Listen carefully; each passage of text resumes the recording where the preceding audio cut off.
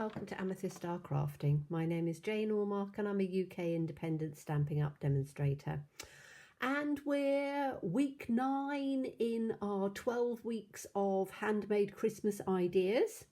And this week is all about table favours, Christmas table favours. So when we're setting the table at Christmas time, we have lots and lots of people coming round for Christmas dinner, and we want to make something special for everybody to have, with a little sweet treat in there or a little treat of something on the table. But we don't want to spend ages, particularly if you've got 15-20 people or so coming for Christmas dinner. You don't want to be making 15 to 20 things that are going to take forever. So these are very quick, simple, easy ideas.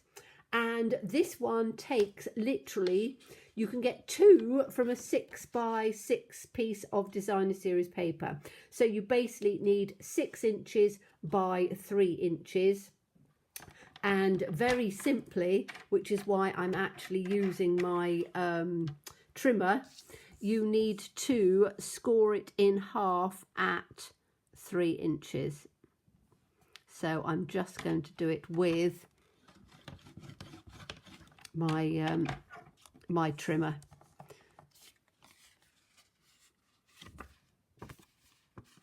Did that work?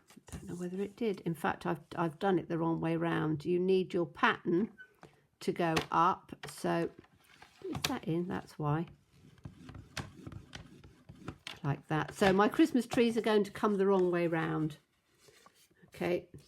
If you're doing it, you want to have the Christmas trees coming the other way, but it doesn't matter that much. I could even turn it the other way, but I'm going to do it like that. So that's all you do. So you're 6x3, but if you want your design going up this way, you need to cut it the other way. So let me see if I've got another piece of that, because I can always do something with it. I haven't got very much of this left at all, but oh, I could do it with that one, couldn't I? That would work quite well. Is that the last one that I've got of this? Probably. As you can see, I've literally just got the odd scraps left.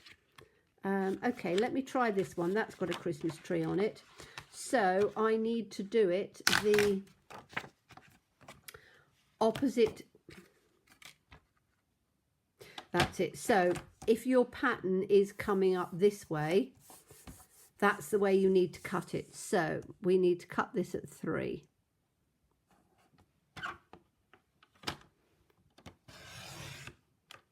Hopefully. And then we are going to literally just score it through at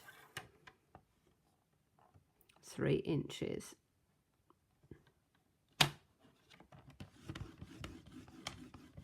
Okay, that's better. Although this time they're upside down.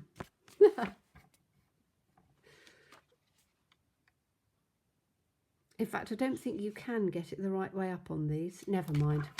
Okay, so we're not going to worry about it coming through, because it's going to be yes, it's going to be covered up anyway. So I'm going to use this smaller one. Right. So what we need to do now is we need to mark it at 1.5 inches.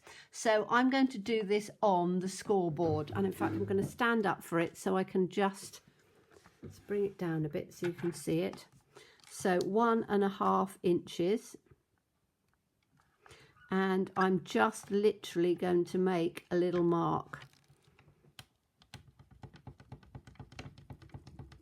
just on here. So you can see a little tiny tick mark. Then I'm going to turn this so that that comes here, and we're going to take it right down to the end. Now you can do it with a scorer if you want to. It's entirely up to you.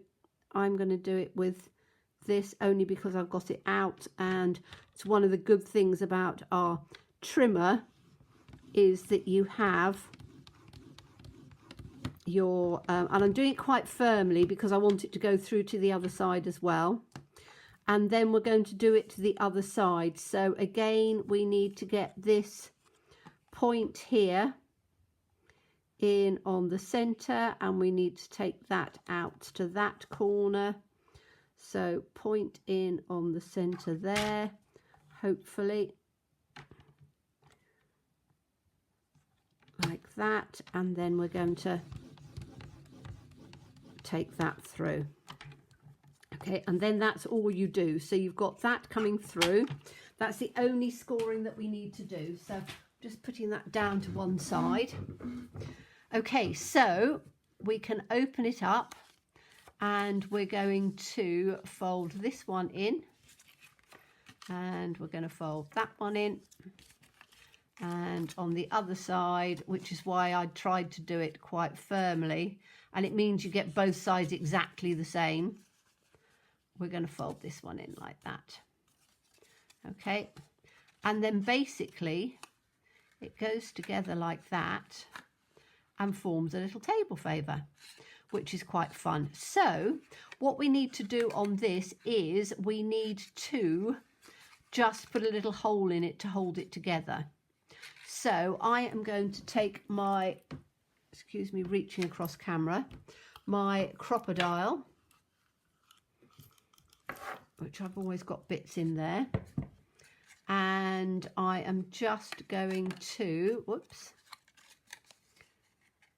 hold those bits together. I'm going to take these pieces out the other way because it's easier to do it this way than it is to try and do it any other way. So I'm just going to take it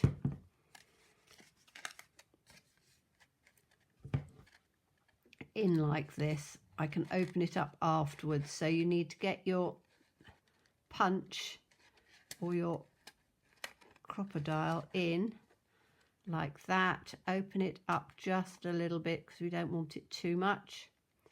And you're just going to put a little hole in that side.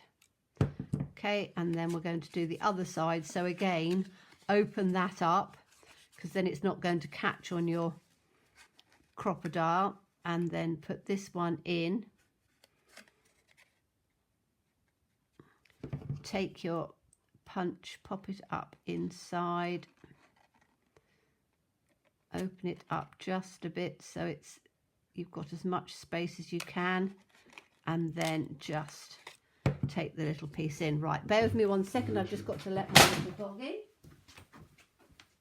Come on, in come. Good girl. She's just had her tea, and it's getting a bit dark out there now because we're coming into the winter months, so it's never very nice. Okay, so now what we need to do is we need to just put our thread in through here to put this together. So I'm going to use some white twine. Have I got some white twine out? I've got some red twine out. In fact, I could use red, couldn't I? Doesn't really matter what colour you use. You can use ribbon if you want to. My hands aren't particularly good at the moment, so red's not the easiest for me. Ribbon's not the easiest for me at the moment. I find my hands get exceptionally cold in the winter, so it's easier for me to do it with the twine. So I'm just going to pop it through on this side painfully, and then pop it through on this one like that.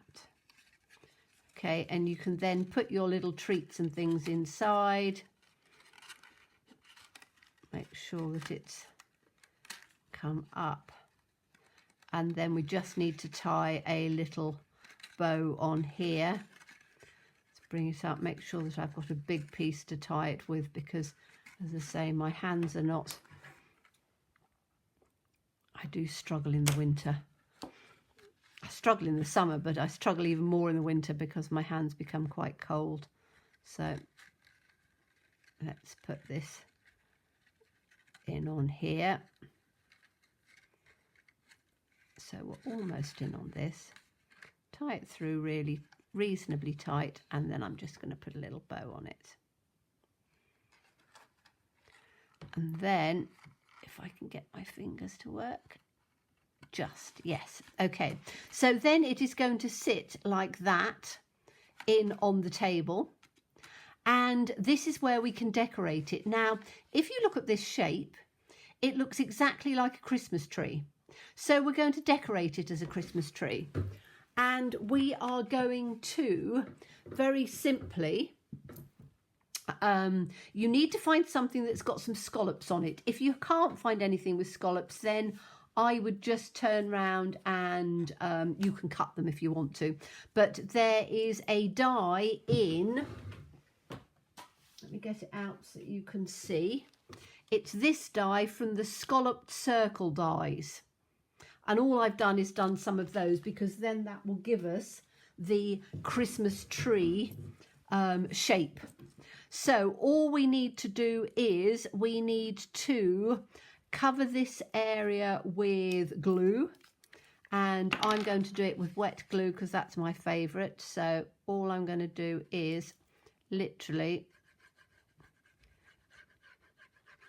cover the outside or one of the sides with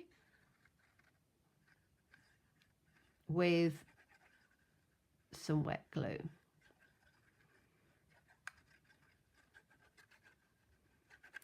Okay, and then we're going to take these pieces and we're just going to lie the first one down, and I will make sure that I've got it sitting down so it's then not going to go proud, because what you don't want is for the scallops to come over the bottom and then you're in a situation where you can't do anything with them, if you see what I mean, because it then won't lie flat. So I'm putting a little bit of extra glue in there as well, and I'm just literally lining this up and running it up. So that's the next line. Then I'm going to take another one.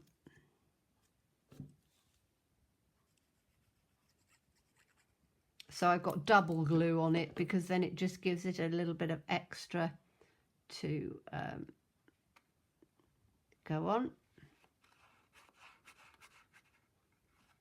And you can see I'm doing it over the edge because we'll trim it up afterwards, but it's quite a simple thing to do. So let me just put this one on. Tonight is bonfire night in the UK, so although you'll get to see this probably a week after, but it's November the 5th today as I'm filming this, so I'm trying to get everything done before it gets too dark, because a lot of people will have, especially if they've got younger children, will have firework displays in the garden, and then there's the most awful cacophony of noise going on. And so thankfully my dog's not scared of fireworks. She tends to bark at the first ones as if like, is that something going off? Should I be concerned about it? And then because I pay no attention whatsoever, she's then absolutely fine with it. So you can see I'm just going over the other side and I'm just trimming this off fairly tight, but not so tight that you're going to cut the box.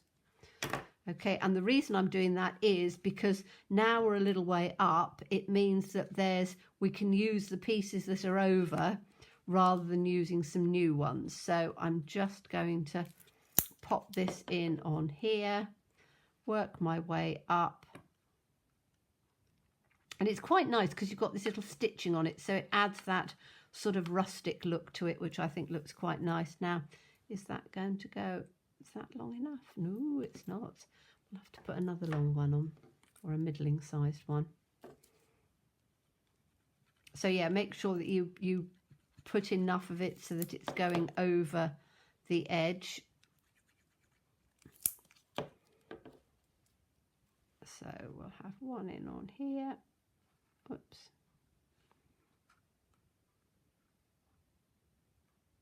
Like that. And I can definitely cut this one off because I've got glue on the other side, and I'm going to use that at the top because that will definitely fit. It's like toast, isn't it? Whenever you whenever you drop something with glue on, it always goes glue side down. They always used to say that about toast. If you drop a piece of toast on the floor, you can guarantee that it will land the wrong way up, and you always get your toast and jam on the carpet or on the floor, and you then can't use it because it's we used to have this, what they call a 3-second rule. So if it drops on the floor, or a 2-second rule, or a 1-second rule, so that if it's dropped on the floor, you can pick it up if it's only dropped down there for a minute or two, or a second or two, and then it has to go in the bin. Now you can see I've left a little piece up there because we need to have something to adhere the little star onto. So this is just going to be cut off like this, like that. So let's move that out of the way. Whoops, a little bit of glue stuck on there. So that's given us our Christmas tree. And just took that one down. So you can see on there you've got your lovely lovely tree. Then we just need to punch a little star, and I have got the star punch. What is it called? Starlit punch, which is in the annual catalogue, I think. I've got a little bit of glimmer paper, and I think I'm going to use, not quite sure which star, this one. I think that looks quite a nice one, doesn't it? So just take that star out. I'm going to pop a little bit of, in fact I should put a tiny bit of dimensional on, shouldn't I? Have I got any little dimensionals about?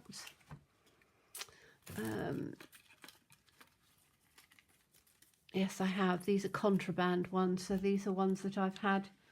I was given them, as I said, so I'm making the most of them. So I just want a little tiny piece. This is going to have to be cut down a little bit.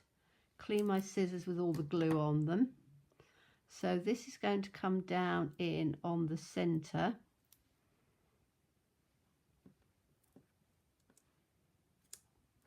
Like that, and then I can take the other side off because I've got the Tombow stuck to me. And then the little star is going to come in on the top, and I'm going to make sure that the point of it comes to the top of the box on here, so you've then got it nice and pointed.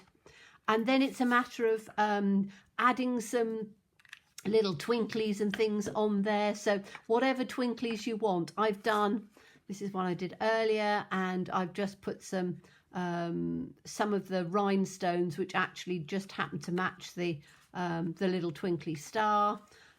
This time we could put, what have we got? Have I got them out? Yes, I have. Let me just have a look and we'll see what we can put on this one. But you can see they look lovely. And you can, you can embellish them up as much as you want. This time I think I'm just going to put, shall we put little, I'm just looking to see what I've got left over in things that's quite bright and twinkly and nice. Oh, those are quite nice, aren't they? They're quite dark. Or I could put white ones on this time. That would make a little bit of a difference, wouldn't it? So let's have some little white ones on this one. And I'm going to use the larger ones because the larger ones actually work better as baubles. So let's pop that. So we'll have, I tend to sort of dot them about. So we'll have 1,